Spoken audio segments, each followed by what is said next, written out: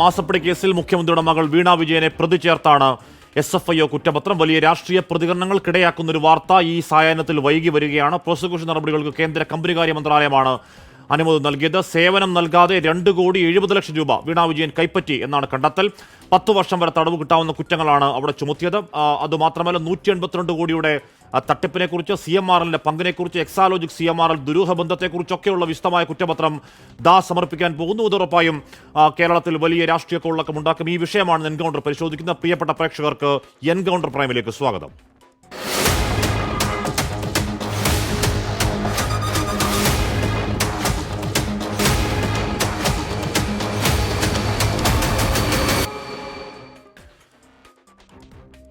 കോൺഗ്രസ് നേതാവ് Shri Raju P Nair, BJP നേതാവ് Shri Sean ജോർജിനെ പ്രതീക്ഷിക്കുന്നു. അഡ്വക്കേറ്റ് ബലദേവ് സച്ചിദാനന്ദൻ, ശ്രീ CR നീരൻ എന്നിവർ ചർച്ചയിൽ. ആദ്യം ഞാൻ രാജു പി നായരിലേക്ക് പോകുന്നു. ശ്രീ രാജു പി നായർ, ഇതിന്റെ കൂടുതൽ വിശദാംശങ്ങൾ വരുന്നതേ ഉള്ളൂ. അല്പസമയം മുൻപാണ് കുറ്റപത്രത്തിന്റെ വാർത്ത കേരളം അറിയുന്നത്. ആ കുറ്റപത്രത്തിൽ മുഖ്യമന്ത്രിയുടെ മകൾ വീണ ജോർജിനെ പ്രോസിക്യൂട്ട് ചെയ്യാൻ അനുമതി എന്നുള്ളതാണ്, അല്ലെങ്കിൽ പ്രതി ചേർക്കാൻ അനുമതി. ഇനിയിപ്പോൾ അവർ നിയമ വഴിയെ പോകേണ്ടി വരും. അപ്പോഴേക്കും എന്തുകൊണ്ടാണ് മുഖ്യമന്ത്രി രാജിവെക്കണം എന്ന ആവശ്യം രമേശ് ചെന്നിത്തലയും KPCC അടക്കമുള്ളവർ ഉന്നയിക്കുന്നത്? ശ്രീ രാജു പി നായർ. അത് കൃത്യമായിട്ട് ഞങ്ങൾ ഈ വിഷയം ഉണ്ടായപ്പോൾ തന്നെ വീണ വിജയൻ എന്ന് പറയുന്നൊരു വ്യക്തി ഒരു സേവനവും നൽകാതെ 1,72,00,000 രൂപ എന്നായിരുന്നു നമ്മൾ ഇത്ര നാൾ നമ്മൾ മനസ്സിലാക്കിയിരുന്നത്. അതിപ്പോൾ ഏകദേശം 2,70,00,000 രൂപയുടെ അടുത്ത് യാതൊരു സേവനവും നടത്താതെ പ്രതിഫലം കിട്ടി എന്നുള്ളത് ഇൻ്ററിം സെറ്റിൽമെൻറ്റ് ബോർഡിൻ്റെ വിധി വന്നതോടുകൂടി തന്നെ ആ ഇൻ്ററിം സെറ്റിൽമെൻറ്റ് ബോർഡിൽ പിണറായി വിജയൻ എന്ന് പറയുന്ന നേതാവിനും ആ നേതാവിൻ്റെ മകളുടെ സ്വാധീനവും ഉൾപ്പെടെ അവരുടെ ബിസിനസ് നടത്തുന്നതിന് വേണ്ടിയിട്ടുള്ള ക്രമവിരുദ്ധമായിട്ടുള്ള പേയ്മെൻറ്റുകളായിരുന്നു ഇതും. അതുപോലെ തന്നെ പോലീസിലെ പല ഉദ്യോഗസ്ഥർക്കും എന്നുള്ളതൊക്കെ പറഞ്ഞപ്പോൾ തന്നെ ഞങ്ങൾ എടുത്തിരുന്ന നിലപാടുണ്ട്. ഇത് മുഖ്യമന്ത്രിയുടെ ഇൻവോൾവ്മെൻ്റ് ഇല്ലാതെ, മുഖ്യമന്ത്രി അറിയാതെ, മുഖ്യമന്ത്രിയുടെ ഒത്താശയില്ലാതെ ഇത്തരത്തിൽ ഒരു കാര്യം നടക്കില്ല എന്നുള്ളത്. അപ്പം അതുകൊണ്ട് ഞങ്ങളെ സംബന്ധിച്ചിടത്തോളം ഇന്ന് SFIO ആ കുറ്റപത്രം സമർപ്പിക്കുമ്പോൾ ഞങ്ങൾ നടത്തിയിരുന്ന പോരാട്ടത്തിൻ്റെ അല്ലെങ്കിൽ ഞങ്ങൾ ഉന്നയിക്കുന്ന വിഷയങ്ങളുടെ സാധൂകരണമാവുന്നു എന്ന് മാത്രമേ ഉള്ളൂ. അപ്പോൾ ഇത് ഞങ്ങളെ സംബന്ധിച്ചോളം ഇത് പുതിയ ഒന്നല്ല. ഇത് ആ ഒരു പോരാട്ടത്തിൻ്റെ ഭാഗത്ത് കാരണം ഇത് എപ്പോഴും അതിലൊരു കൺവിക്ഷനോട് പോരാടി. അതുകൊണ്ടാണല്ലോ മാത്യു കുഴൽനാടൻ ഉൾപ്പെടെ നിരന്തരമായ പോരാട്ടം ഉൾപ്പെടെ നിയമപരമായ. നിങ്ങളുടെ ഒരു വാദം അപ്പോൾ പൊളിയുകയല്ലേ രാജു പി നായർ? താങ്കൾ തന്നെ നമ്മുടെ ഈ വിഷയത്തിലെ ചർച്ചയിൽ 1 ഡസൻ ചർച്ചകൾ വന്നിരുന്നു. താങ്കൾ തന്നെ പറഞ്ഞത് ഇത് CPM BJP ഒത്തുതീർപ്പാണ് എന്ന് താങ്കൾ അടക്കം ആവർത്തിച്ച് പറഞ്ഞുകൊണ്ടിരുന്നതാണ്. ഒത്തുതീർപ്പാണെങ്കിൽ, അങ്ങനെ ഏതെങ്കിലും തരത്തിൽ ധാരണയുണ്ടെങ്കിൽ, ഡീലുണ്ടെങ്കിൽ ഈ കുറ്റപത്രത്തിലേക്ക് മുഖ്യമന്ത്രിയുടെ മകൾ തന്നെ പ്രതിക്കൂട്ടിൽ കയറി നിൽക്കേണ്ട ഒരു സാഹചര്യം ഉണ്ടാകുമോ? നിങ്ങൾ ഏറ്റവും ചുരുങ്ങിയ പക്ഷം നിങ്ങൾ ഉന്നയിച്ച ആ ഡീൽ വാദത്തിന്റെ മുനയൊടിയുന്നില്ലേ ഈ കുറ്റപത്ര സമർപ്പണത്തിലൂടെ രാജു പി നായർ? നോക്കൂ ഹാഷ്മി, ഒരിക്കലുമില്ല. ആ ഒത്തുതീർപ്പിനുള്ള എല്ലാ ശ്രമങ്ങളും നടന്നിട്ടുണ്ട് എന്നുള്ളത് വളരെ വ്യക്തമാണ്. അത് കഴിഞ്ഞ കുറച്ച് ദിവസങ്ങൾക്ക് മുമ്പ് മുഖ്യമന്ത്രി ഈ വകുപ്പുകളുടെ എല്ലാത്തിനെയും അല്ലെങ്കിൽ ഈ അന്വേഷണ ഏജൻസികളുടെയൊക്കെ ചുമതല വഹിക്കുന്ന നിർമ്മലാ സീതാരാമനെ ഒരു കൂടിക്കാഴ്ച നടത്തുകയും ആ കൂടിക്കാഴ്ചയിൽ എന്താണ് വിഷയം സംസാരിച്ചത് എന്ന് പൊതുജനങ്ങളോട് പറയാതെ ഇപ്പോഴും ദുരൂഹമായിട്ട് നിലനിൽക്കുന്ന സാഹചര്യം അതെല്ലാം ഉണ്ടായിരുന്നു. പക്ഷേ ഇവിടെ എന്താ പ്രശ്നം? ഇവിടെ ഒന്ന്, ഈ കേസിൽ ഇൻ്ററിം സെറ്റിൽമെൻറ്റ് ബോർഡിൻ്റെ വിധി അത് ഈ ഒരു ക്വാസി ജുഡീഷ്യൽ അതോറിറ്റി ആയിട്ടുള്ള ആ ഇൻ്ററിം സെറ്റിൽമെൻറ്റ് ബോർഡിൻ്റെ വിധി തന്നെ ഇവർക്കെതിരെയുള്ള ഏറ്റവും വലിയ കുറ്റപത്രമാണ്. ഒന്ന്. രണ്ടാമത്തെ ഒരു കാര്യം, ഇതിൽ നിരന്തരമായ നിയമ പോരാട്ടങ്ങൾ നടന്നുകൊണ്ടിരിക്കുകയാണ്. ഇത് തകർക്കാൻ, ഇത് ഒഴിവാക്കാൻ വേണ്ടിയിട്ടുള്ള ശ്രമങ്ങൾ കർണാടക ഹൈക്കോടതി ഉൾപ്പെടെയുള്ള എല്ലായിടത്തും നടത്തിയല്ലോ, CMRL ഉൾപ്പെടെ. അപ്പം അത് ഒരു ഭാഗത്ത് അത് നടന്നുകൊണ്ടിരിക്കുന്നു. 3, ഇതിലൊരു പരാതിക്കാരനുണ്ട്. നിരന്തരമായിട്ടുള്ള പരാതിയുടെ ഫോളോ അപ്പ് ഉൾപ്പെടെയുള്ള വിഷയങ്ങൾ ഇതിനകത്ത് നടന്നുകൊണ്ടിരിക്കുന്നു. അപ്പം ഒരു സർക്കാരിന് ഒളിച്ചു വെക്കാൻ കഴിയാത്ത രീതിയിൽ ഉണ്ട്. ഇനി ഹാഷ്മി ചോദിച്ച ചോദ്യം ഒന്നുകൂടി ഞാൻ സാധൂകരിക്കാൻ വേണ്ടി ഞാൻ പറയാം. ഈ വിഷയം നടന്നപ്പോൾ എറണാകുളത്ത് BJPയുടെ സംസ്ഥാന പ്രസിഡന്റ് പത്രസമ്മേളനം നടത്തി പറഞ്ഞല്ലോ, CMRL മാത്രമല്ല സാന്റാ മോണിക്ക എന്ന് പറയുന്ന എഡ്യൂക്കേഷൻ കൺസൾട്ടൻസി ഉൾപ്പെടെ 10ഓളം കമ്പനികൾ ഇവർക്ക് വീണ വിജയന് പണം നൽകിക്കൊണ്ടിരിപ്പുണ്ട് എന്ന് പറയുന്നുണ്ടായിരുന്നു. എറണാകുളത്തെ മാധ്യമ പ്രവർത്തകൻ എന്ന നിലയ്ക്ക് അങ്ങേക്കും അറിയാൻ സാധിക്കും, ഞാൻ നിങ്ങളുടെ തന്നെ സുഹൃത്തുക്കളിൽ നിന്ന് അറിഞ്ഞിട്ടുമുണ്ട്, അന്ന് ആ വിവരങ്ങൾ ഉന്നയിച്ചത് ഒരു വാട്സാപ്പ് സന്ദേശത്തിലൂടെയാണ് മാധ്യമ പ്രവർത്തകരെ കാണിച്ചു കൊടുത്തത്. ആ വാട്സാപ്പ് സന്ദേശം പ്രകാശ് ജാവ്ദേക്കറുടേതായിരുന്നു ഇല്ലേ? പക്ഷെ ആ പ്രകാശ് ജാവ്ദേക്കർ 10ഓളം കമ്പനികൾ ഈ വീണ വിജയന് കൈക്കൂലി നൽകുന്നുണ്ട് എന്ന് പറഞ്ഞതിന് ശേഷം സുരേന്ദ്രൻ ഉൾപ്പെടെ BJP ഉൾപ്പെടെ ഒരു അന്വേഷണ ഏജൻസിയും എന്തുകൊണ്ട് അതിനകത്തേക്ക് ഇതുവരെ കടന്നിട്ടില്ല? ഈ വിഷയങ്ങളൊന്നും പിന്നീട് ഉന്നയിക്കാൻ പോലും BJP തയ്യാറായിട്ടില്ലല്ലോ. ഇന്ററിം സെറ്റിൽമെന്റ് ബോർഡ് 2022 ജൂലൈ എന്നാണ് എൻ്റെ ഓർമ്മ, അന്ന് വിധി വന്നു. അതിനുശേഷം 3 മാസത്തോളം ഈ വിധി പുറം ലോകം അറിഞ്ഞില്ലല്ലോ. അതെങ്ങനെ ഒളിച്ചു വെക്കപ്പെട്ടു? 2021 നിയമസഭാ തെരഞ്ഞെടുപ്പിന് മുൻപ് തന്നെ ഈ CMRL ആരോപണവുമായി ബന്ധപ്പെട്ട് മുഖ്യമന്ത്രി പിണറായി വിജയനെതിരെ ED അന്വേഷണം നടന്നല്ലോ. അത് കേസ് രജിസ്റ്റർ അല്ല, അതിനെ സംബന്ധിച്ചൊരു വസ്തുതാന്വേഷണം നടന്നല്ലോ. നമ്മളത് അത് കഴിഞ്ഞ കുറച്ച് മാസങ്ങളെ നേരത്തെ ഒരുപാട് ചർച്ച. ഞാൻ അങ്ങനെയൊക്കെ എത്താം. ഞാൻ അങ്ങനെയൊക്കെ ആവശ്യം 30 സെക്കൻഡ്. ഒരു SFIOയുടെ ഹൈക്കോടതിയിൽ കൊടുത്ത സത്യവാങ്മൂലത്തിലൂടെ മാത്രമാണ് ഈ 2021 പിണറായി വിജയനെതിരെ ഒരു വസ്തുതാന്വേഷണം ED നടത്തിയിരുന്നു എന്ന് പോലും നമ്മൾ അറിയുന്നത്.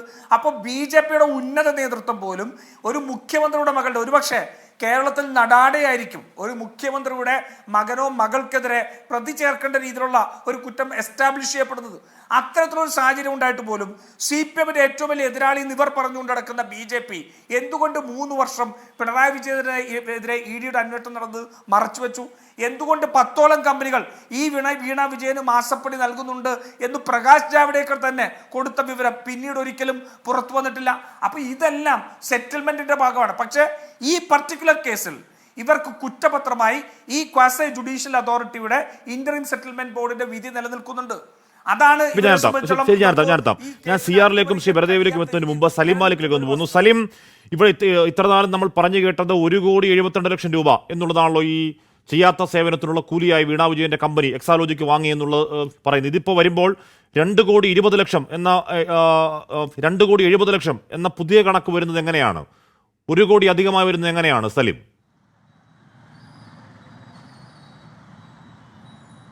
ഹഷ്മി, കണ്ടെത്തലിൽ നമ്മൾ നേരത്തെ അറിഞ്ഞതിലും നമ്മൾ നേരത്തെ ചർച്ച ചെയ്തതിനേക്കാൾ വലിയ ഇടപാടുകൾ നടന്നിട്ടുണ്ട് എന്നുള്ളതാണ് SFIOയുടെ കുറ്റപത്രത്തിൽ പറയുന്നത്. അത് 166 പേജ് നീളുന്ന കുറ്റപത്രമാണ്. അതിൽ കമ്പനികാര്യ ചട്ടങ്ങളുടെ ലംഘനങ്ങളുടെ ഒരു നീണ്ട നിര തന്നെ അതിലെ പല പേജുകളിലും എഴുതിയിട്ടുണ്ട്. അതിലെ പ്രധാനപ്പെട്ട കാര്യം ഈ തുക 2.70 കോടി രൂപ എക്സാലോജിക്കും CMRLും തമ്മിൽ അനധികൃതമായി ഇടപാട് നടത്തിയിട്ടുണ്ട് എന്നുള്ളത് മാത്രമാണ് ആ കണ്ടെത്തൽ. അത് അനധികൃതമാണ് എന്ന് 100% ഉറപ്പ് എന്ന് കുറ്റപത്രത്തിൽ പറയുന്നു. കാരണം അതിനെ ചൊല്ലിയുള്ള പല ചോദ്യങ്ങൾക്കും മറുപടി ലഭിച്ചിട്ടില്ല. ഏത് ഇടപാടിനാണ്, എന്ത് സേവനത്തിനാണ് എന്നുള്ള മറുപടിയില്ല. മാസാമാസങ്ങളിലായി മുഴുവൻ തുകകളും കൃത്യം മാസങ്ങളിലായി നൽകിയ ഈ തുകകളെല്ലാം ചേർത്ത് വെച്ച 2.70 കോടി രൂപയാണ് CMRLിൽ നിന്ന് എക്സാലോജിക്ക് കൈപ്പറ്റിയത് എന്നുള്ളതും അതിൻ്റെ സേവനം എന്ത് എന്നറിയില്ല എന്നുള്ളതുമാണ് SFIO കണ്ടെത്തിയിരിക്കുന്നത്.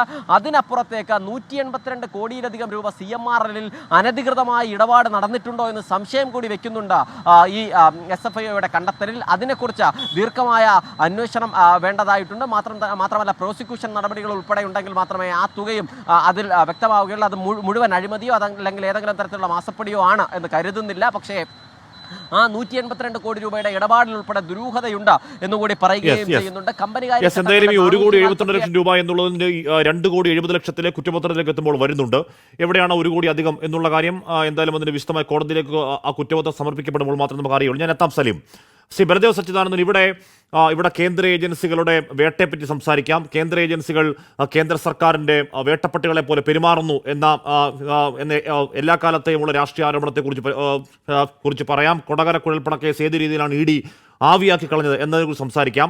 അപ്പോഴും കാതലായൊരു ചോദ്യം, ഇപ്പോൾ ഹൈക്കോടതിയിൽ മാത്യു കുഴൽനാടൻ്റെ ഹർജി തള്ളിയാലും ഇല്ലെങ്കിലും SFIOയുടെ ഈ പറയുന്ന അന്വേഷണ റിപ്പോർട്ടിൻ്റെ പുരോഗതി എന്താണെങ്കിലും നാട് ഭരിക്കുന്ന നാടിൻ്റെ പരിസ്ഥിതി മന്ത്രിയുടെ മകൾക്ക് ഒരു കരിമണൽ മുതലാളി ചെയ്യാത്ത പണിക്ക് 1,72,00,000 രൂപയാണെങ്കിലും 2,70,00,000 രൂപയാണെങ്കിലും ചെയ്യാത്ത പണിക്ക് കൊടുത്തത് എന്തിനാണ് എന്ന കാതലായ ചോദ്യത്തിന് ഇപ്പോഴും CPMനും ആർക്കും മറുപടിയില്ല. ആ മറുപടി വരാതെ ഇക്കാര്യത്തിൽ നിങ്ങൾക്ക് വ്യക്തമായ മറുപടി പറയാൻ പറ്റുമോ ശ്രീ ബലദേവ് സച്ചിദാനന്ദൻ? ഇതിനെക്കുറിച്ച് നിരവധി വേദികളിൽ നമ്മൾ പല ചാനലുകളിലായിട്ട് ചർച്ച ചെയ്തതാണ്. ഇത് ഇൻകം ടാക്സ് സെറ്റിൽമെന്റ് ബോർഡാണ് ആദ്യമായിട്ട് സെക്ഷൻ 245A അനുസരിച്ച് ഇങ്ങനൊരു വിധി പുറത്തു വന്നത്. ഇതിന്റെ പ്രധാന കാരണങ്ങളൊക്കെ നമ്മൾ ചർച്ച ചെയ്തു. 2 കമ്പനികൾ തമ്മിലുള്ള ഒരു എഗ്രിമെന്റ്, ആ എഗ്രിമെന്റ് വഴി ലീഗലായി നടത്തിയ ട്രാൻസാക്ഷൻ ആണ് നമ്മൾ നേരത്തെ ചർച്ച ചെയ്തിട്ടുണ്ട്.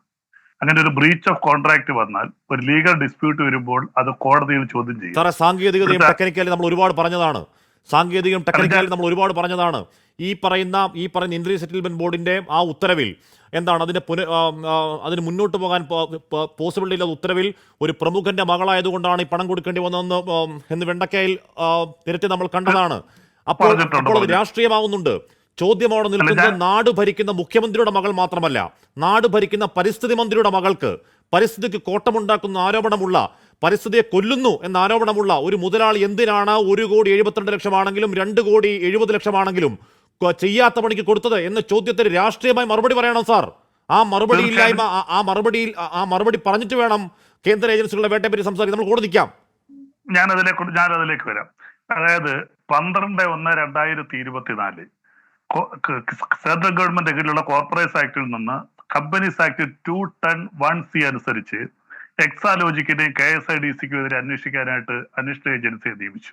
ആ അന്വേഷണ ഏജൻസിയുടെ ഫൈൻഡിങ്സിലെ പ്രധാനപ്പെട്ട ഒരു വാചകം ഇതായിരുന്നു: payments made to influential persons, state government functionaries, government servants, politicians and media persons. ആ പൊളിറ്റീഷ്യൻസ് എന്ന് പറയുന്നതിനകത്ത് ബഹുമാനപ്പെട്ട രാജീവ് പി നായരുടെ നേതാക്കന്മാരുണ്ട്, മുസ്ലിം ലീഗിന്റെ നേതാക്കന്മാരുണ്ട്. അപ്പോൾ വീണ വിജയന് മാത്രമല്ല, കേരളത്തിലെ എല്ലാ രാഷ്ട്രീയ പാർട്ടിയുടെ നേതാക്കന്മാർക്കും മീഡിയ പേഴ്സൺസിനും എല്ലാം പണം അന്വേഷിക്കട്ടെ. ഈ കരിമണൽ കർത്തായുടെ കയ്യിൽ നിന്നും പണം വാങ്ങി എന്തെങ്കിലും സ്വാർത്ഥ താല്പര്യത്തിന് വേണ്ടി, എന്തെങ്കിലും ഗുപ്ത ലക്ഷ്യങ്ങൾക്ക് വേണ്ടി നാടിനെ ഒറ്റിക്കൊടുത്ത മാധ്യമപ്രവർത്തകരുണ്ടെങ്കിൽ അത് ലോകം അറിയട്ടെ, ഒരു തർക്കക്കാര്യത്തില്ല. നമ്മുടെ ചോദ്യം അതല്ല. നമ്മുടെ ചോദ്യം ബൽദേവ് സച്ചിദാനന്ദൻ നാടിന്റെ പരിസ്ഥിതി മന്ത്രിയുടെ മകളാണ് അല്ലേ, ഒരു പ്രമുഖ വ്യക്തിയുടെ മകളായതുകൊണ്ട് പണം കൊടുത്തു എന്ന് പറയുന്നത് ഒരൊറ്റ കാര്യത്തിൽ SFI പോട്ടെ, ഹൈക്കോടതി പോട്ടെ, മാത്യുക്കുഴൽനാടൻ പോട്ടെ, ഷോൺ എല്ലാവരും പോട്ടെ, ഒരൊറ്റ കാര്യത്തിൽ തുടക്കം മുതൽ കൃത്യമായി ഒരൊറ്റ മറുപടി മതി. ഞങ്ങൾ ചെയ്ത ഇന്ന സേവനത്തിനാണ് ഈ പറയുന്ന 2,70,00,000 അല്ലെങ്കിൽ 1,72,00,000 രൂപ. ഇന്നേ വരെ ഒരാൾ പോലും അതിന് മറുപടി പറഞ്ഞിട്ടില്ല ബലദേവ്. അതിന് മറുപടി പറയാതെ നിങ്ങളുടെ ഒരു വാദവും നിലനിൽക്കില്ല. ഇല്ല, അതിന് വേണ്ടി ഞാൻ പറയുകയാണ്, 1,72,00,000 രൂപ വാങ്ങിച്ചു എന്ന് ഇൻകം ടാക്സിന്റെ സെറ്റിൽമെന്റ് ബോർഡിന്റെ കണ്ടെത്തലാണത്. ആ കണ്ടെത്തലിനെതിരെ ഇന്ന് വരെ ഈ പണം കൊടുത്തു എന്ന് പറയുന്ന ഏജൻസി, CMR എന്ന് പറയുന്ന ഏജൻസിയിൽ നിന്ന് ഇന്ന് വരെ ഒരു പരാതി എങ്ങും ലഭിച്ചിട്ടില്ല.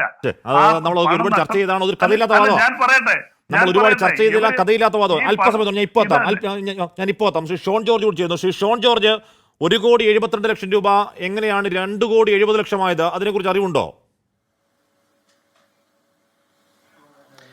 എംപവർ ഇന്ത്യ എന്നുൾപ്പെടെ ഈ CMRLന്റെ ഉടമസ്ഥർക്ക് ഉടമസ്ഥാവകാശമുള്ള അദ്ദേഹത്തിൻ്റെ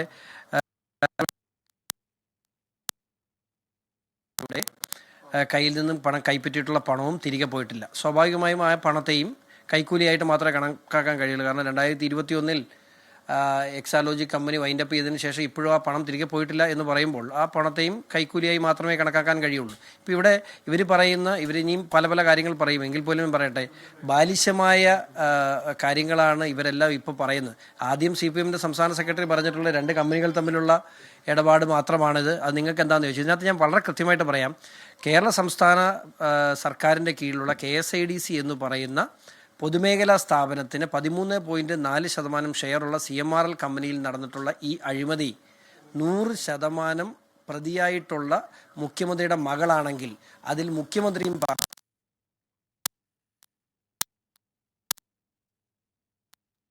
അല്ലെങ്കിൽ ഒരു പൊതുമേഖലാ സ്ഥാപനം നടന്നിട്ടുള്ള അഴിമതിക്ക് മുഖ്യമന്ത്രിയുടെ മകൾ പ്രതി എന്ന് പറഞ്ഞാൽ ഒരു നിമിഷം പോലും ധാർമ്മികതയുണ്ടെങ്കിൽ ഒരു നിമിഷം പോലും ആ തലസ്ഥാനത്ത് തുടരാൻ മുഖ്യമന്ത്രിക്ക് അർഹതയില്ല. അദ്ദേഹം എത്രയും പെട്ടെന്ന് രാജിവെച്ച് മാതൃക കാണിക്കുമെന്ന് ഞാൻ വിശ്വസിക്കുന്നില്ല. പക്ഷെ അതാ വീണ്ടും ഒരു തദ്ദേശ തെരഞ്ഞെടുപ്പും വീണ്ടും ഒരു നിയമസഭാ തെരഞ്ഞെടുപ്പിലേക്ക് മടുക്കുകയാണ്. ഇനിയിപ്പോ പാർട്ടി കോൺഗ്രസ് ചർച്ച ചെയ്യണമെന്നേ, ഇത്തരം കാര്യങ്ങളൊക്കെ ചർച്ച ചെയ്യാനുള്ള സ്ഥലമല്ലേ പാർട്ടി കോൺഗ്രസ്. ഇനി കേവലം മാസങ്ങൾ മാത്രമേ ഉള്ളൂ, അല്ലെങ്കിൽ കേവലം കഷ്ടിച്ചു ഒറ്റ വർഷമേ ഉള്ളൂ. എപ്പോഴും കേന്ദ്ര ഏജൻസികളെ പറ്റി പറയപ്പെടുന്ന ആരോപണം തെരഞ്ഞെടുപ്പാകുമ്പോൾ അവതരിക്കുകയും തെരഞ്ഞെടുപ്പ് കഴിയുമ്പോൾ നിഷ്ക്രമിക്കുകയും ചെയ്യുന്ന ഒരു സംവിധാനം എന്നുള്ളതാണല്ലോ. ഷോൺ ജോർജ്, ഈ പറയുന്ന കാര്യങ്ങൾ കേന്ദ്രത്തിന് നടാടെയുള്ള അറിവല്ല. ഷോൺ ജോർജ് പരാതി കൊടുക്കുമ്പോൾ മാത്രം അറിയുന്നതല്ല, അല്ലെങ്കിൽ മനോരമ പത്രത്തിൽ ബൈലൈനിൽ ഒരു വാർത്ത വരുമ്പോൾ മാത്രം അറിയുന്നതല്ല. അതിനും 2 വർഷം മുൻപ് കേന്ദ്രത്തിന്റെ കയ്യിൽ ഈ വിവരങ്ങൾ ഉണ്ടായിരുന്നതാണ്. ഒരു കുഞ്ഞു പോലും അറിഞ്ഞിട്ടില്ല. പത്രത്തിൽ വാർത്ത വരുമ്പോൾ മാത്രമാണ് ഈ കാര്യങ്ങൾ പുറത്തേക്ക് വരുന്നത്. അതിനുശേഷമാണ് അന്വേഷണം ഉണ്ടാകുന്നത്. അതിനുശേഷം താങ്കൾ പറഞ്ഞത് പ്രകാരം ഈ പറഞ്ഞ ടൈം ലൈനുകൾ പലത് കഴിഞ്ഞു. തെരഞ്ഞെടുപ്പ് എടുക്കുമ്പോഴേക്കും ഒരു കുറ്റപത്രം സമർപ്പിക്കുന്നുവെങ്കിൽ വീണ്ടും ഒരു രാഷ്ട്രീയ നാടകം എന്നാരെങ്കിലും ആരോപിച്ചാലോ ഷോൺ?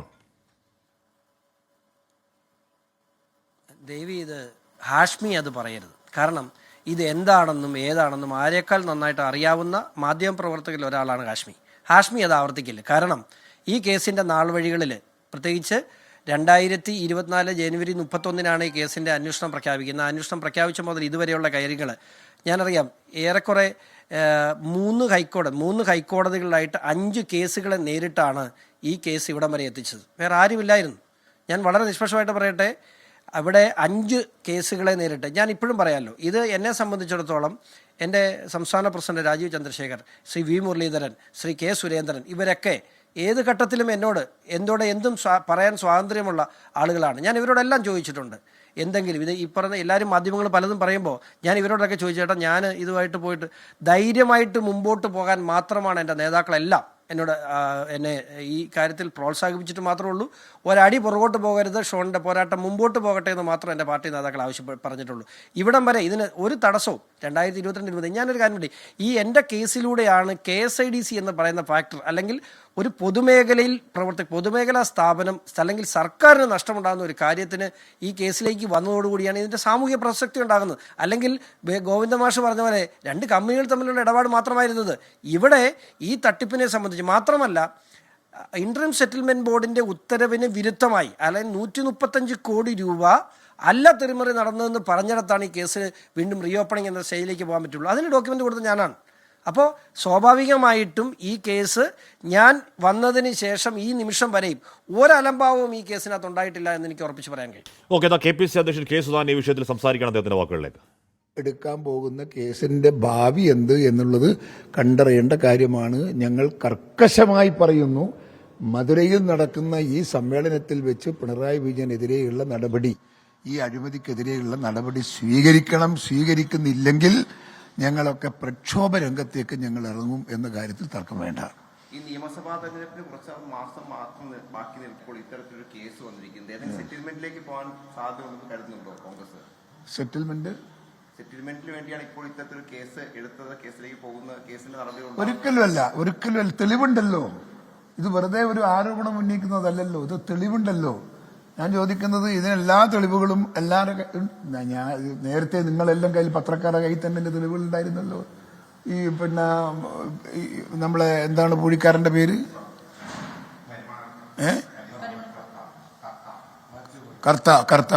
കർത്തായുടെ ബുക്കിൽ അവിടെ ആ ബുക്കൊക്കെ പോലീസുകാർ കസ്റ്റഡിയിലെത്തില്ലേ, അതെല്ലാം പിന്നെ തിരിച്ചു കൊടുത്തതല്ലേ.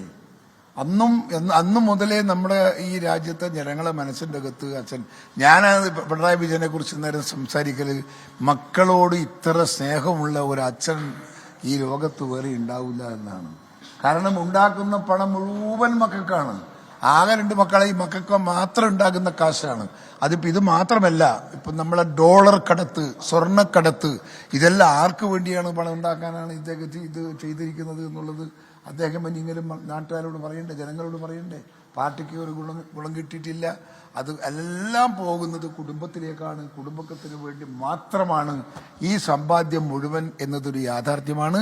ആ യാഥാർത്ഥ്യത്തിന് അദ്ദേഹം അതിന്റെ വില കൊടുക്കണം. ആ വില കൊടുക്കേണ്ടുന്നത് ഈ രാജ്യത്തെ നിയമവ്യവസ്ഥക്കനുസരിച്ച് അദ്ദേഹം അതിന് മറുപടി പറയണമെന്നും തന്നെയാണ് ഞങ്ങൾക്ക് പറയാനുള്ളത്.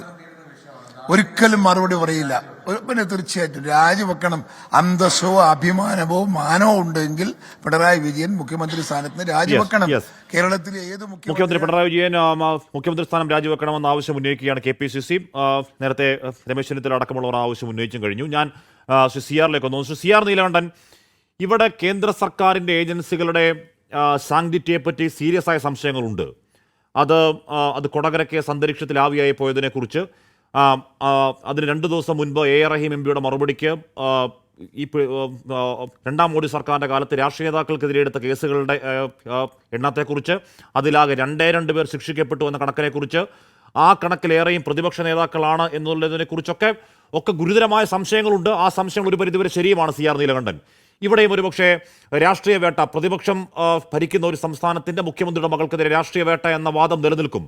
അപ്പോഴും പക്ഷെ കാതലായ ഒരു ചോദ്യത്തിന് മറുപടി പറഞ്ഞിട്ട് വേണം ആ വേട്ടയെപ്പറ്റി CPM പറയാൻ. ഏതാണ് ആ ചോദ്യം? ചെയ്യാത്ത പണിക്ക് കരിമണൽ കർത്തായുടെ വകയായി 2.25 കോടി രൂപ, ഇപ്പം ഏറ്റവും ഒടുവിൽ വരെ 2.25 കോടിയാണ്, 2.25 കോടി രൂപ അദ്ദേഹത്തിൻ്റെ മകൾ വീണ വിജയൻ വാങ്ങി പോക്കറ്റിലിട്ടത് എന്തിനാണ് എന്ന ധാർമ്മിക ചോദ്യത്തിന് മറുപടി പറഞ്ഞിട്ട് മാത്രമേ വേട്ടയെപ്പറ്റി പറയാൻ CPM-ന് അവകാശമുള്ളൂ. CR ഹാഷ്മി, അതിനു മുമ്പ് ഈ കരിമണൽ കർത്താവ് ഈ കേരളത്തിൽ ചെയ്തിട്ടുള്ള നാശങ്ങൾ, അത് വലിയ വ്യവസായിയാണെന്ന് പറയുന്നത്. എനിക്ക് പലപ്പോഴും നേരിട്ട് ഏറ്റുമുട്ടേണ്ടി വന്നിട്ടുണ്ട് പെരിയാർ മലിനീകരണവുമായി ബന്ധപ്പെട്ട്. അതുപോലെ കരിമണൽ ഖനനവുമായി ബന്ധപ്പെട്ട്, അതിലെ തട്ടിപ്പുകളുമായി ബന്ധപ്പെട്ട്, തോട്ടപ്പള്ളിയിലെ ഖനനത്തിന് അനുമതി കൊടുക്കുന്നതുമായി ബന്ധപ്പെട്ട് നമുക്കറിയാം ഈ എപ്പോഴാണ് അതിന് മുമ്പ് അനുമതി കൊടുക്കാത്ത ഒരു അനുമതി പെട്ടെന്ന് വന്നത്. ആ വന്നതും ഈ മാസപ്പടിയുടെ ഡേറ്റും തമ്മിൽ നോക്കിയാൽ നമുക്ക് കാര്യങ്ങൾ ഏതാണ്ട് വ്യക്തമാവും. ഈ മാസപ്പടി കൊടുത്തതിന് ശേഷമാണ് അതിനു മുമ്പ് മന്ത്രിസഭ തള്ളിക്കളഞ്ഞ ആലപ്പുഴയിലെ ഖനനാനുമതി കിട്ടുന്നത്. അതും ഖനനമായിട്ടല്ല, വേറെ ചില സൂത്രപ്പണിയിൽ അവിടെ ഡിസാസ്റ്റർ മാനേജ്മെന്റിന്റെ പേരിൽ ഖനനത്തിനോട് അനുമതിയില്ല. ഡിസാസ്റ്റർ മാനേജ്മെന്റിന്റെ പേരിൽ തോട്ടപ്പള്ളിയിൽ ഒരു നിയമവും പാലിക്കാതെ, ഒരു ഖനന പെർമിറ്റും ഇല്ലാതെ അവിടുന്ന് ഇഷ്ടം പോലെ കരിമണൽ ഖനനം ചെയ്ത് കൊണ്ടുപോകാൻ. ഇതെങ്ങനെ ഈ പെർമിറ്റ് കിട്ടി എന്ന ചോദ്യം അന്ന് തന്നെ നമ്മൾ ഉന്നയിച്ചിരുന്നു. കാരണം അതിന് മുമ്പ് കൊടുക്കാതിരുന്നു. പെട്ടെന്ന് ഇത് കൊടുക്കാൻ കാരണം എന്താണ്? എങ്ങനെയാണ് ഇവരെല്ലാം ചെയ്യുന്നത്? അത് പറയുമ്പോൾ അയ്യാറിയാണ് ചെയ്യുന്നത്. പക്ഷെ അയ്യാറിയുടെ മണൽ എങ്ങോട്ട് പോകുന്നു എന്ന് ചോദിച്ചാൽ വളരെ ക്ലിയർ ആണ്. അയ്യാറിക്ക് ഒരു പ്രൊഡക്ഷനും ഇല്ല, വളരെ കുറച്ച് പ്രൊഡക്ഷനേ ഉള്ളൂ. അയ്യാറിയുടെ പ്രൊഡക്ഷൻ എന്താണെന്ന് നമ്മൾ ചോദിച്ചിട്ട് ഇതുവരെ പറഞ്ഞിട്ടില്ല. വളരെ കുറച്ചേ ഉള്ളൂ. ബാക്കി അയ്യാറിയുടെ തന്നെ അയ്യാറ് ഉപയോഗിക്കാത്ത ഒരു പാർട്ട് ഉണ്ട്. നമ്മളതറിയാം, മോണോസൈറ്റ് ഇൽമനൈറ്റ്. ഇൽമനൈറ്റ് അയ്യാറ് ഉപയോഗിക്കാറില്ല. ആ ഇൽമനൈറ്റ് വേറെ തിരിച്ച് എവിടെ പോകുന്നു എന്ന ചോദ്യമുണ്ട്. എന്ന് പറഞ്ഞാൽ ഈ ഖനനത്തിൽ അയ്യാർക്ക് കിട്ടുന്നതിന്റെ നല്ലൊരു പങ്ക് പാകിസ്ഥാൻ പോകുന്നത്. ഞാനെത്താം ശ്രീ അനന്തോ, ചില സാങ്കേതിക പ്രശ്നമുണ്ട്. അങ്ങയുടെ ഓഡിയോ ഒന്ന് ശരിയാക്കി ഞാനെത്താം. ശ്രീ ബലദേവ് സച്ചിദാനന്ദൻ, താങ്കൾക്ക് പോകണം. അതിനു മുൻപ് SFI അന്വേഷണം നടത്തിയതാണ്. SFI അന്വേഷണം നടത്തി തെളിവുകൾ ശേഖരിച്ചിപ്പോൾ എന്തുമായിക്കോട്ടെ, കേന്ദ്ര സർക്കാർ രാഷ്ട്രീയ വേട്ടയെ പറ്റിയുള്ള രാഷ്ട്രീയ ചോദ്യം അവിടെ നിൽക്കുമ്പോൾ തന്നെ അന്വേഷണത്തിൽ ഈ പറയുന്ന 2.25 കോടി രൂപ, 2,70,00,000 രൂപ ഒരു സേവനവും നൽകാതെ സ്വീകരിച്ചതായി കണ്ടെത്തിയതാണ്.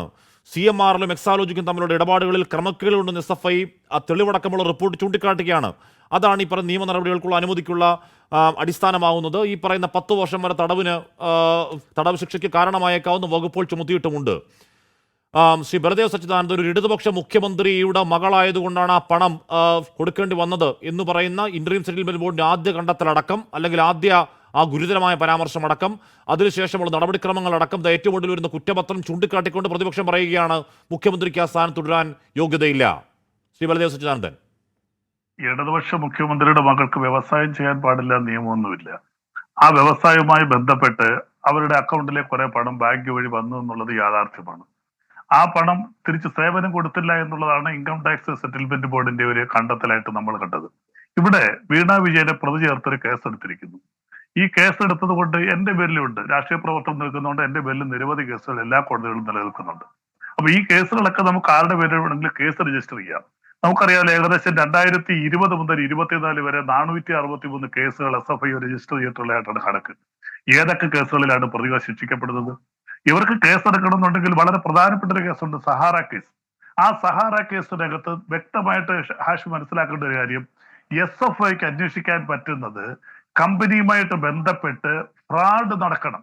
സഹാറ കേസിൽ നടന്ന എന്താ, ഏതാണ്ട് 3 കോടി ഇൻവെസ്റ്റേഴ്സിന്റെ കയ്യിൽ നിന്ന് 15% പലിശ കൊടുക്കാമെന്ന് പറഞ്ഞ് 25,000 കോടി രൂപ കളക്ട് ചെയ്തു.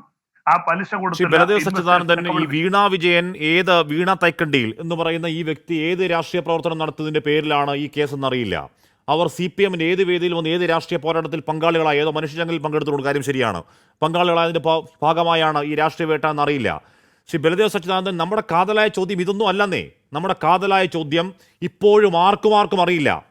എന്തിനാണ് ഇപ്പോൾ പറഞ്ഞത് 2.25 കോടി, അല്ലെങ്കിൽ നേരത്തെ പറഞ്ഞ 1.25 കോടി രൂപ, 1.25 രൂപയാണെങ്കിൽ കൂടിയും സേവനം ചെയ്യാതെ ഈ പറയുന്ന കരിമണൽ കർത്തായുടെ കയ്യിൽ നിന്നും പണം വാങ്ങിയെന്ന കാര്യം ആർക്കും അറിയില്ല. വന്ന് വാചാലനാവുന്ന AK ബാലൻ അതിനെക്കുറിച്ച് ചോദിച്ചാൽ ഒന്നും അറിയില്ല. പറയേണ്ടത് എക്സാലോജിക്കാണ്. ഒരു കീറക്കടലാസിൽ കൂടിയെങ്കിലും പാർട്ടി ഇത്രത്തോളം പ്രതിരോധത്തിലാക്കിയ വിഷയത്തിൽ ഞങ്ങൾ CMR കൊടുത്ത സേവനങ്ങൾ 1, 2, 3 ഇന്നതാണ് എന്നൊരു കീറക്കടലാസ് എക്സാലോജിക്ക് ഇതുവരെ പറഞ്ഞിട്ടില്ല. ഒരു കോടതിയിലും പറഞ്ഞിട്ടില്ല. ആർക്കും അറിയില്ല. SFI കണ്ടെത്തുന്നു 5 പൈസയുടെ സേവനം കൊടുക്കാതെയാണ് ഈ പണം വാങ്ങിയത്. ഈ പണം എന്തിനാ പിന്നെ വാങ്ങിയത്? ഈ പണം പിന്നെ എന്തിനാ മുഖ്യമന്ത്രിയുടെ മകളല്ലെങ്കിൽ പിന്നെ വാങ്ങിയത്? ഹാഷ്മിയുടെ ചോദ്യം വളരെ കറക്റ്റ് ആണ്, എനിക്കത് മനസ്സിലാവുന്നുണ്ട്. പക്ഷേ SFIയുടെ 212, 280, 206 തുടങ്ങിയ സെക്ഷനുകളുണ്ട്. ഈ സെക്ഷനുകളുടെ ഒന്നും പരിധിയിൽ വരുന്നതല്ല വീണ ജോർജിനെതിരെയുള്ള അലിഗേഷൻസ്. ഈ കേസ് കോടതിയിൽ നിൽക്കില്ല. നിങ്ങൾ ചോദ്യം കറക്റ്റാണ്. വീണ ജോർജ് എന്തിന് പൈസ വാങ്ങിച്ചു എന്നുള്ളത് വ്യക്തമാക്കേണ്ടത് ഒന്നുകിൽ വീണ ജോർജ് ചെയ്യണം, അല്ലെങ്കിൽ CMRൽ ചെയ്യണം. അത് ഉണ്ടായിട്ടില്ല എന്നുള്ള കാര്യം ഞാൻ അംഗീകരിക്കുന്നു. പക്ഷെ ഒരു കാര്യം ഞാൻ പരസ്യമായിട്ട് 35 വർഷമായിട്ട് പ്രാക്ടീസ് ചെയ്യുന്ന ഒരു അഭിഭാഷകൻ എന്നുള്ളതിൽ പറയുന്നു, ഈ കേസ് കോടതി വ്യവഹാരങ്ങൾ രണ്ടാമതാണ്. ഇതിലെ ഒരു ഇടതുപക്ഷ പ്രസ്ഥാനത്തിന്റെ പ്രതിനിധി എന്നുള്ള നിലയ്ക്ക്, അല്ലെങ്കിൽ ഇടതുപക്ഷ രാഷ്ട്രീയ പ്രവർത്തനം എന്നുള്ള നിലയ്ക്ക് ഇടതുപക്ഷ ധാർമ്മികത ഉള്ളിലുള്ള ഒരാളെന്നുള്ള നിലയ്ക്ക് അങ്ങടക്കം ഈ പറയുന്ന ആരാണ് ഇതിനുവേണ്ടി ഈ എക്സാലോജി കമ്പനിയുടെ PRO കണക്കെ ആ ദിവസങ്ങൾ തെരുവിൽ വന്ന് വീറോടെ വാദിച്ച് AK ബാലനടക്കം ഇതിനുവേണ്ടി സെക്രട്ടേറിയറ്റ് വാർത്താക്കുറിപ്പൊക്കെ അങ്ങേക്കറിയാമല്ലോ. അപ്പോൾ CPM നേതാക്കളടക്കം അടിസ്ഥാനപരമായി പറയേണ്ടത് എന്താണ്? അടിസ്ഥാനമായി പറയേണ്ടത് ഈ പറയുന്ന കമ്പനിക്ക് ഇന്ന സേവനങ്ങൾ കൊടുത്തതിന്റെ ഭാഗമായിട്ട് പണം കിട്ടി, നിങ്ങൾ ചെയ്യാൻ പറ്റുന്നത് ചെയ്യേ എന്ന് ധൈര്യത്തോടെ പറയാൻ ഇന്നേ ഒരൊറ്റ നേതാവ് ഉണ്ടായിട്ടുണ്ടോ ശ്രീ ബലദേവ് സച്ചിദാനന്ദൻ? പാർട്ടി സംസ്ഥാന സെക്രട്ടറി ഇതിന് വ്യക്തമായിട്ട് മറുപടി പറഞ്ഞിട്ടുണ്ട്. സെക്രട്ടേറിയറ്റിന്റെ റിപ്പോർട്ട് വന്നിട്ടുണ്ട്. പക്ഷെ പണം എന്ത് ചെയ്തു എന്നുള്ളത് പറയണമെന്നുള്ളത് കമ്പനിയുടെ ഭാഗത്ത് നിന്നാണ്, അത് പാർട്ടിയുടെ ഭാഗത്തുനിന്ന് വരുന്നതല്ല. എക്സാലോജിക്ക് എന്ന കമ്പനി പണം വാങ്ങിച്ചിട്ടുണ്ടെങ്കിൽ ആ കമ്പനിയുടെ ബോർഡോ ആ കമ്പനിയുടെ ഉണ്ടോ, അല്ലെങ്കിൽ നിങ്ങൾ പറയുന്ന പോലെ ആ കമ്പനിക്ക് വേണ്ടി പാർട്ടി തെരുവിലിറങ്ങി നിന്നില്ലേ ശ്രീ ബലദേവ് സച്ചിദാനന്ദൻ? ആ കമ്പനിക്ക് വേണ്ടി പാർട്ടിയുടെ കേന്ദ്ര കമ്മിറ്റി ഇറങ്ങി നിന്നില്ലേ തെരുവിൽ വാദിക്കാൻ? ഇല്ല, ഒരിക്കലും ആ കമ്പനിക്ക് വേണ്ടി കമ്പനിയുടെ PRO കണക്കെ ആ പാർട്ടിയുടെ കേന്ദ്ര കമ്മിറ്റി അംഗം തെരുവിൽ നിന്ന് നാണം കെട്ട് വാദിച്ചില്ലേ? ഓർമ്മയില്ലേ അങ്ങേക്ക്?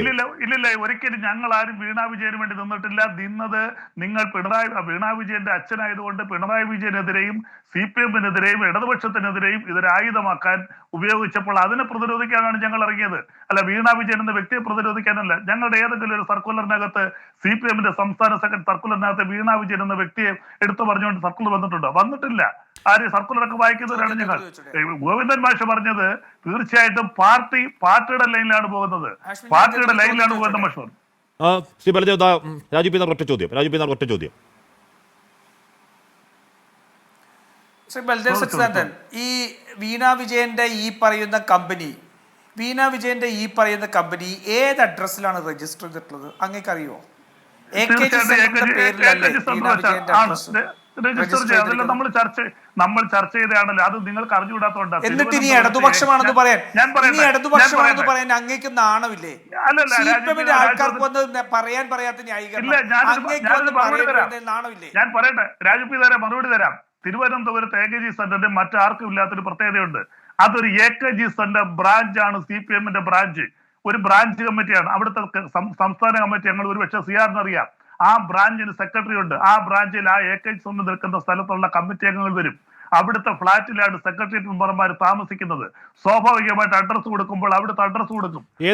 ഏത് കമ്പനിക്കാണ്? ഒരു ദുരൂഹമായ കമ്പനി, അങ്ങേയറ്റം ദുരൂഹമായ കമ്പനി, ഇടയ്ക്ക് മുങ്ങുകയും ചെയ്യുന്ന കമ്പനി, അതിൽ ഡയറക്ടേഴ്സിന്റെ പേര് വെച്ചാൽ ഉടനെ വെബ്സൈറ്റ് ഡൗൺ ആവുന്ന കമ്പനി, ഇടപാടുകൾ അങ്ങേയറ്റം ദുരൂഹമായി നിൽക്കുന്ന ഒരു കമ്പനി. അതിന്റെ അഡ്രസ് ആരാ? ഈ പറഞ്ഞ കോടിക്കണക്കിന് പാർട്ടിക്കാർ കെട്ടിപ്പടുത്ത സെന്ററിന്റെ അഡ്രസ് കൊടുക്കണം. എന്നിട്ട് ആ കമ്പനിക്ക് വേണ്ടി AK ബാലൻ ഇറങ്ങി വാദിക്കണം. ഇങ്ങനെയൊക്കെ പറയാൻ നാണമുണ്ടോ സാറേ? ഞാൻ പറയട്ടെ, അവിടെ താമസിക്കുന്ന സെക്രട്ടേറിയറ്റ് അംഗങ്ങളെല്ലാം അഡ്രസ് കൊടുക്കുന്നത് AKG സെന്ററാണ്. അതിനൊരു ബ്രാഞ്ചായിട്ടാണ് തുടങ്ങിയത്. AKG സെന്ററിലാണോ? ഓഫീസില്ലേ? അല്ലല്ല, ഇത് ബാംഗ്ലൂരിലെ രജിസ്റ്റർ ചെയ്ത കമ്പനി. ബാംഗ്ലൂർ രജിസ്റ്റർ ചെയ്ത കമ്പനിക്ക് എങ്ങനെയാ AKG സെന്റർ വരുന്നത്?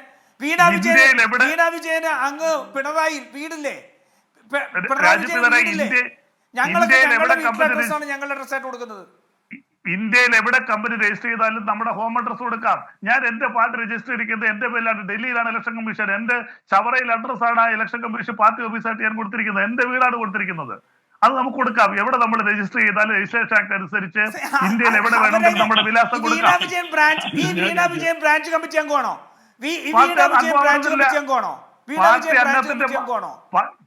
രാജു പീതായുടെ ഭാര്യയും മകളും താമസിക്കുന്നത് രാജു പീതായുടെ വീട്ടിലല്ലേ?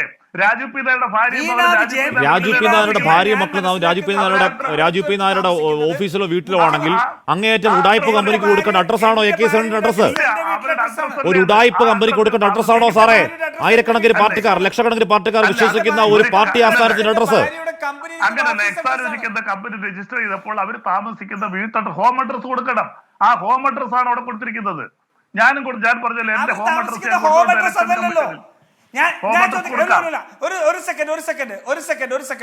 അല്ലല്ല ശ്രീ ബൽദേവ് സച്ചിദാനന്ദൻ, എങ്ങനെയാണ് ഈ തിരുവനന്തപുരത്തെ AKG സെന്റർ ഇവരുടെ പെർമനന്റ് റെസിഡൻസ് ആവുന്നത്?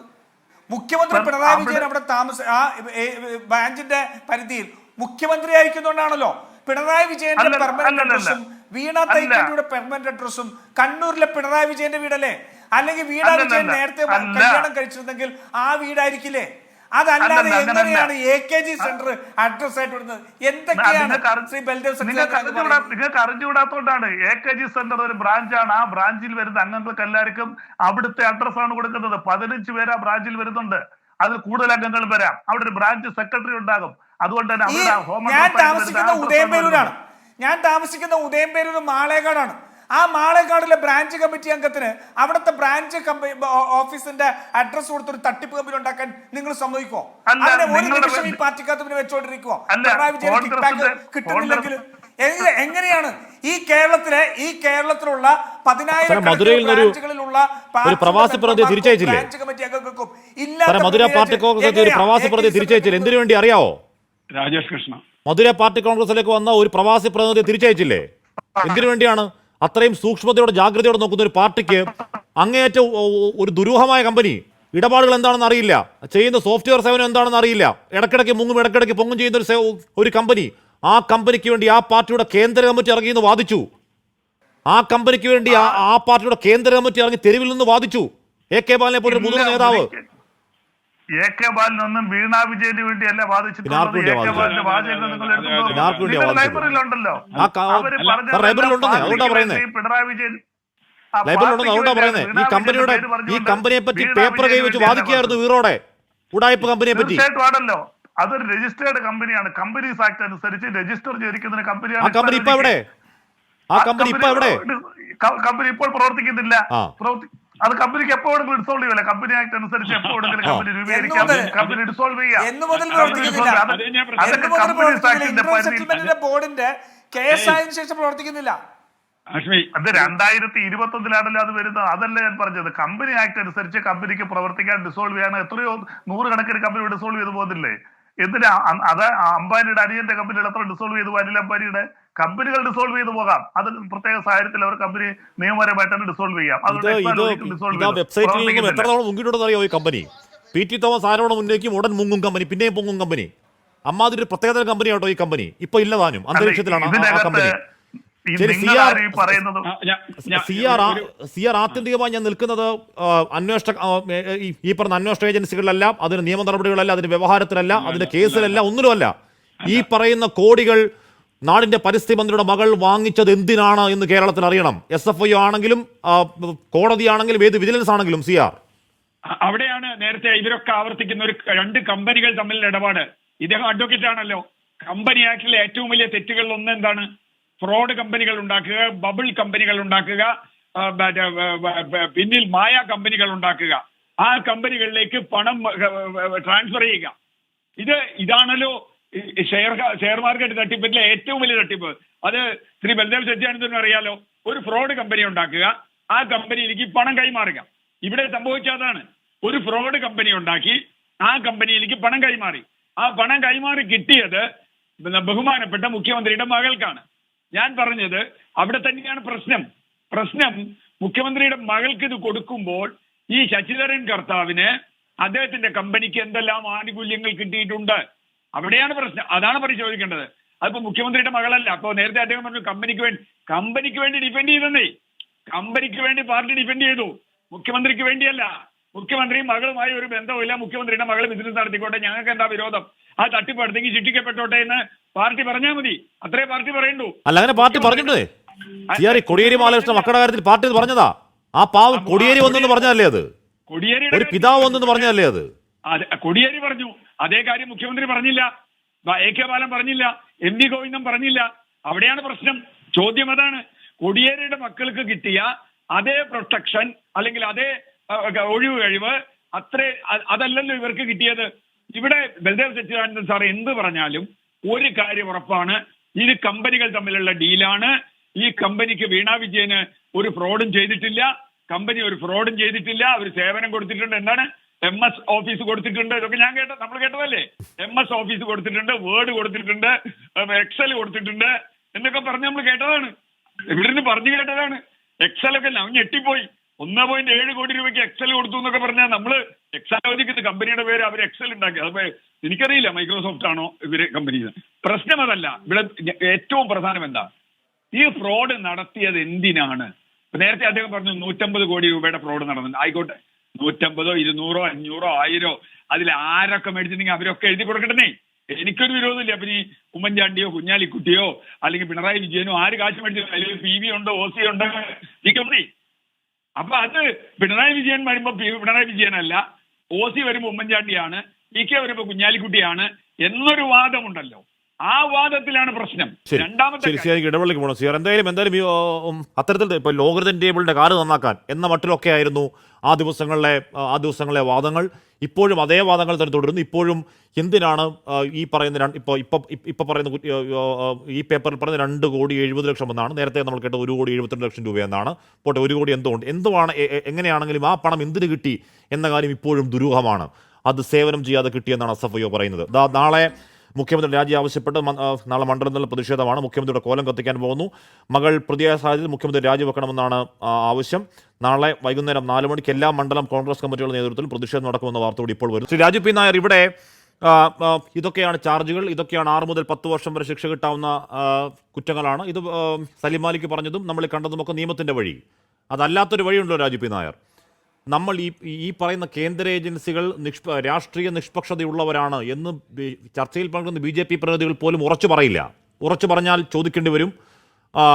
രാജ്യസഭയിൽ സഭയിൽ മന്ത്രി തന്നെ രാജ്യത്തോട് പറഞ്ഞ ആ കണക്കിൽ ED പ്രതി ചേർക്കപ്പെട്ട ഇത്ര രാഷ്ട്രീയ കേസിലെ പ്രതികളിൽ ഇത്ര 95% പേരും പ്രതിപക്ഷ നേതാക്കളാണെന്നും അതിൽ തന്നെ 2 പേർ മാത്രമാണ് ഈ കഴിഞ്ഞ 10 വർഷത്തിനിടയിൽ ശിക്ഷിക്കപ്പെട്ടത് അല്ലെങ്കിൽ കുറ്റക്കാരെന്ന് കണ്ടെത്തിയത് അല്ലെങ്കിൽ തെളിയിക്കാനായത് എന്ന കണക്കടക്കം ഇത് രാഷ്ട്രീയ നിഷ്പക്ഷതയാണെന്ന് വാദിച്ചാൽ അതിനെ എതിർത്ത് പൊളിക്കാനുള്ള വാദങ്ങളാണ്. നമുക്കറിയാം, ഒരു തെരഞ്ഞെടുപ്പ് കാലം നമുക്ക് ഓർമ്മയുണ്ട്. 1 അല്ല 10 അന്വേഷണ ഏജൻസികൾ ഇവിടെ വന്ന് കറങ്ങിയത് നമ്മൾ കണ്ടതാണ്. ഈന്തപ്പഴത്തിൽ കുരു, ഖുറാനിൽ കുരു, ഏതോ GPS വണ്ടിയിൽ എങ്ങോട്ടൊക്കെ പോയി ഭ്രമാത്മക കഥകളുടെ ഒരു നിര നമ്മൾ കണ്ടതാണ്. എന്നിട്ട് എവിടെ പോയി? ഇപ്പോൾ UAPA അവിടെ താൻസാനിയൻ ബേസിൽ ആരോ തോക്കും പിടിച്ച് നിൽക്കുന്നു, തീവ്രവാദം, സാക്കിർ നായിക്കിൻ്റെ എന്തൊക്കെ പറഞ്ഞ് എന്തൊക്കെ നമ്മൾ കേട്ടു. രാജു പി നായർ, എന്തെങ്കിലും അന്തരീക്ഷത്തിൽ ഇപ്പോൾ ഉണ്ടോ? ആരെങ്കിലും അതിനെപ്പറ്റി പറയുന്നുണ്ടോ, മിണ്ടുന്നുണ്ടോ?